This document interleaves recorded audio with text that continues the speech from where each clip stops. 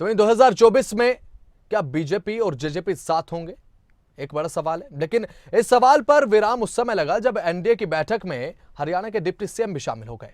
NDA की बैठक के बाद हरियाणा के डिप्टी सीएम का बयान भी सुनने को मिला है। तो वहीं हमने 2024 के मद्देनजर चर्चा की है। यह बात कही दुष्यंत चौटाला ने। देश के हर कोने से नेताओं का जुटना एनडीए की मजबूती को दर्शाता है। आने वाले समय में एनडीए मजबूती के साथ पीएम मोदी को दोबारा लाने का काम करेगा, ये बात दुष्यंत चौटाला ने कही। और उनके इसी बयान के साथ उन तमाम अटकलों पर पूर्ण विराम लग चुका है जो कि उठी थी हरियाणा में बीजेपी जेजेपी गठबंधन को लेकर।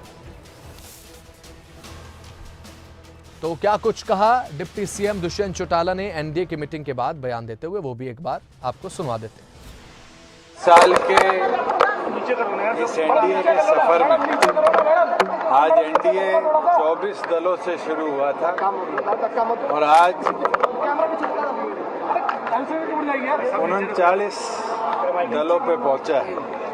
और मैं ये मानता हूं कि देश के प्रत्येक कोने से राजनेताओं का जुड़ना एनडीए की मजबूती और ताकत को दर्शाता है। और आने वाले समय में भी एनडीए इसी तरीके से मजबूती के साथ बढ़कर माननीय प्रधानमंत्री जी को दोबारा देश में लाने का काम। तो हमारे साथ ज्यादा जानकारी के साथ बातचीत करने के लिए हमारे स्टेट हेड जुड़ चुके हैं जितेंद्र चौधरी।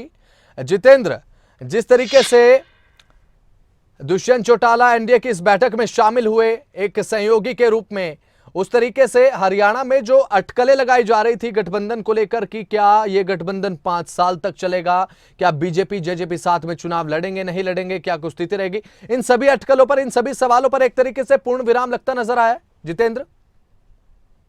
कहा जा सकता है क्योंकि एनडीए की बैठक में 39 जो अलग अलग पार्टियां हैं देश भर की वो शामिल हुई थी और उप मुख्यमंत्री दुष्यंत चौटाला, अजय चौटाला भी इस बैठक में जननायक जनता पार्टी की तरफ से शामिल हुए थे। और इस बैठक के मायने जो है वो सीधे तौर पर मिशन 2024 को लेकर के थे। उप मुख्यमंत्री दुष्यंत चौटाला का बयान हमने अभी अपने दर्शकों को सुनवाया भी। कल देर रात तक जिस प्रकार से ये बैठक चली थी उसके बाद उन्होंने ये जानकारी दी और साथ ही साथ यह भी कहा कि आने वाले समय में एक बार फिर प्रधानमंत्री नरेंद्र मोदी के नेतृत्व में एनडीए की सरकार बनेगी। ये अपने आप में दर्शाता है कि अभी केंद्र के स्तर पर, क्योंकि गठबंधन की जहां तक बात की जाए, उप मुख्यमंत्री दुष्यंत चौटाला इस बैठक में जाने से पहले चंडीगढ़ में भी मीडिया से मुखातिब हुए थे।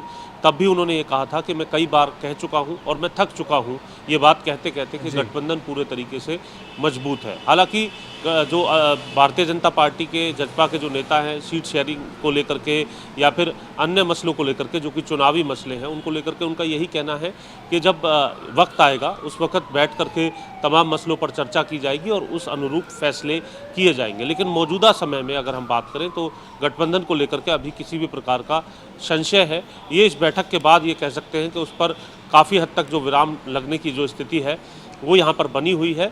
और ये दर्शाता है कि किस तरीके से जननायक जनता पार्टी, जो कि हरियाणा की एक पार्टी है, 2019 के चुनाव से पहले ही इस पार्टी का अलग से उदय हुआ था। इंडियन नेशनल लोकदल से टूट करके ये पार्टी सामने आई थी और केंद्र में जो है इस वक्त अगर हम बात करें, जो भाजपा के नेता क्लेम भी करते हैं कि विश्व की सबसे बड़ी पार्टी भारतीय जनता पार्टी के साथ एनडीए की जो बैठक है उसमें शामिल होना, ये दर्शाता है कि जननायक जनता पार्टी को पूरा महत्व और पूरा सम्मान जो है वो केंद्र में दिया जा रहा है। और उसी के साथ जो है 39 पार्टियों को, इसी प्रकार की जो 39 पार्टियां हैं जो एनडीए के दल हैं, उन सभी को बुलाया गया था और उसमें जननायक जनता पार्टी का जाना ये दर्शाता है कि अभी किसी भी प्रकार से गठबंधन में कोई भी रार नहीं है और अभी स्थिति जो है इसी प्रकार से चलने वाली है। चुनाव जब अनाउंस होगा उस वक्त बैठ करके जब चर्चाएं होंगी, उन चर्चाओं में किस तरीके की सहमति या विरोधाभास रहता है, ये चुनाव के वक्त की बात है।